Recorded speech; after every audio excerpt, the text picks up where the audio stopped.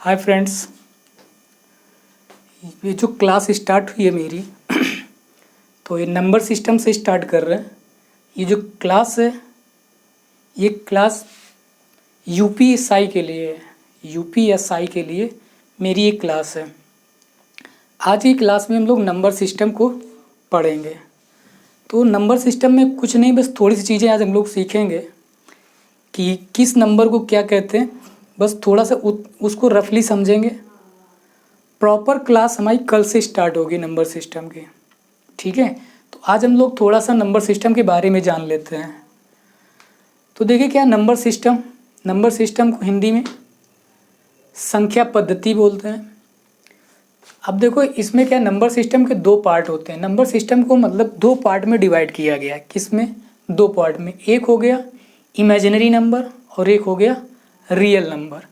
Imaginary number काल्पनिक संख्याएं बोलते हैं हिंदी में। हिंदी में आप लिख लीजिएगा, मैं जो वर्ड होंगे ज़्यादातर हिंदी में बोल दूंगा, लिख नहीं पाए। हिंदी के कुछ बोर्ड इतना बड़ा नहीं है कि जो मैं हिंदी में भी उसको लिख सकता। तो मैंने क्या किया, काल्पनिक संख्याएं। जो इमेजिनरी नंबर हैं वो काल्पनिक संख्याएं, जो रियल नंबर हैं उसको हिंदी में वास्तविक संख्याएं बोलते हैं। रियल नंबर को हिंदी में वास्तविक संख्याएं बोलते हैं। लिख लीजिएगा कि हिंदी में इसको क्या बोलते हैं, वास्तविक संख्याएं। अब देखो इमेजिनरी नंबर किसको कहेंगे, यानी जो काल्पनिक संख्याएं होंगी वो क्या होंगी। देखो नाम से ही पता चलता है काल्पनिक संख्या, जिसकी हम कल्पना कर सकते हैं, जिसकी हम कल्पना करते हैं वो इसी काल्पनिक संख्याएं बोलते हैं। जैसे देखिए अंडर रूट में माइनस में लिखा है n, मैंने n लिखा है। क्यों लिखा है? क्योंकि देखो अंडर रूट में लिखा है, जैसे मान लो अंडर रूट में कोई भी नंबर लिखा है और वो माइनस में लिखा हो तो वो नंबर हमारी काल्पनिक संख्याएं कहेंगी। और उस नंबर को हम आई से रिप्रेजेंट करते हैं। किससे रिप्रेजेंट करते हैं? आई से। यानी उस नंबर को हम किससे रिप्रेजेंट करते हैं? आई से। और इसको आयोटा बोलते हैं। क्या बोलते हैं? आयोटा, ठीक है। इसको हम क्या बोलते हैं? आयोटा बोलते हैं। काल्पनिक संख्याएं हो गई हमारी। अब आगे देखो, जैसे मान लो -1 लिखा है तो इस नंबर को भी, ये नंबर क्या है मेरा, काल्पनिक संख्या है और इसको हम आई से ही रिप्रेजेंट करते हैं ऐसे करके, ठीक। इसको हम बाहर नहीं निकाल। जैसे मान लो अंडर रूट में 1 लिखा है तो इसको मैं 1 लिख सकता हूँ, लेकिन इसको हम 1 नहीं लिख सकता हूँ, ठीक है। तो अब और चीज़ देखो, कुछ समझो। जैसे मान लो अंडर रूट में 4 लिखा है, अब इसको आप 2 नहीं लिख सकते हैं बाहर, समझ गए। यहाँ पे बाहर 2 नहीं लिख सकते। जैसे मैं प्रूव करना चाहूँ, इस बात को थोड़ा समझाना चाहूँ कि इमेजिनरी नंबर इसको क्यों नहीं लिख सकते। जैसे मान लो ये लिखा है, इसी को तुमने लिख दिया। मान लो तुमने, एक लोग ने बोल दिया कि इसको सर -2 लिख लो, दूसरे बच्चे ने कहा नहीं सर इसको +2 लिख लो, यानी +2 हो जाएगा। तो हम तुमसे पूछें कि जब इसको +2 लिख सकते हैं या -2 लिख सकते हैं तो इसका क्या लिखेंगे। ये तो +2 ये भी होता है, तो यहाँ भी तुमने +2 बोल दिया। बात समझना मेरी बात को। यहाँ पे -2। और मान लो जैसे हम इस वैल्यू को माइनस, तो मैं यहाँ पे माइनस लगा सकता हूँ। जब मैं यहाँ माइनस लगा दूंगा तो ये भी तो -2 हो जाएगा। तो इसमें और इसमें तो कोई डिफरेंस ही नहीं है। बात समझ में आई कि इसमें और इसमें तो फिर कोई डिफरेंस नहीं। यहाँ भी -2 आ रहा है, यहाँ भी -2 आ रहा है, तो इसलिए क्या हो गया, ये तो गलत हो गया। एक तो कंडीशन ये हो गई। दूसरा और तरीके से प्रूव कर सकते हैं। तुमने इसके इक्वल टू में तुमने क्या मान लिया, -2। मान लो हम बोथ साइड स्क्वायर कर देते हैं बेटा, इसका भी और इधर भी। तो इधर जब स्क्वायर करोगे तो रूट हट जाएगा, लेकिन वैल्यू -4 बचेगी। इसका स्क्वायर करोगे तो +4 हो जाएगी। तो ये क्या इक्वल आ रहे हैं? नहीं, ये तो इक्वल नहीं आ रहे हैं, ये तो इक्वल नहीं है। तो ऐसी कंडीशन, इसीलिए इसको काल्पनिक संख्याएं बोलते हैं। क्या बोलते हैं? काल्पनिक संख्याएं या इमेजिनरी नंबर। बात समझ में आ गई अच्छे से कि नहीं आ गई? तो ये नंबर्स हमारे क्या हैं? इमेजिनरी नंबर, काल्पनिक संख्याएं बोली जाती हैं, ठीक है। इतनी चीज़ समझ गए होगे कि काल्पनिक संख्याएं क्या होती हैं या काल्पनिक संख्या हम किसको बोलते हैं, इमेजिनरी नंबर क्या होते हैं। तो ये सारे इमेजिनरी नंबर थे जिसको हम आई से रिप्रेजेंट करते हैं, आयोटा से लिखते हैं इमेजिनरी नंबर को। दूसरी चीज़ देखिए, ये तो हो गया। बाकी अब जैसे मान लो कॉम्प्लेक्स नंबर एक होते हैं, वैसे उसकी ज़रूरत नहीं पड़ेगी। कॉम्प्लेक्स नंबर को हम कैसे लिखते हैं, यानी AI प्लस कुछ भी लिखा हो XX करके, मतलब कोई भी नंबर लिखा हो सकता है, तो उसको भी हम कॉम्प्लेक्स नंबर बोलते हैं। लेकिन अभी उसकी कोई ज़रूरत नहीं, कॉम्प्लेक्स नंबर हमें नहीं पढ़ना है। अभी यहाँ पे आ जाओ, रियल नंबर। क्या पढ़ना है? Real number. अब रियल नंबर को पढ़ने के लिए हम ये वाली सारा सिस्टम को पढ़ेंगे पूरा, क्योंकि मेरे चैप्टर में रियल नंबर, ये इमेजिनरी नंबर भी इस सिलेबस में नहीं है, ठीक है। जो हम लोगों को पढ़ना है साई के लिए, उसमें इमेजिनरी नंबर का भी कोई सिलेबस नहीं, सिर्फ नंबर सिस्टम दिया है, लेकिन फिर भी हमने इतना जान लिया है। कॉम्प्लेक्स नंबर को भी जानना चाहो तो जान लो, उसमें कुछ खास नहीं होता है। मान लो a+bi लिखा है, अब bi लिखा हो सकता है कोई भी नंबर, तो ये कॉम्प्लेक्स नंबर होता है। अब इसको कैसे, मतलब मेरा कहने का मतलब 3 + 2 में -3 लिखा है, ऐसे लिखा है, तो ये तुम्हारा क्या हो जाएगा, इसको हम और एक फॉर्म में लिख सकते हैं, इसको ऐसे लिख सकते हैं 3 + 2 × √3 × √-1, क्योंकि √3 को √-1 लिख सकते, और इस -1 की जगह हम क्या डाल सकते हैं, i।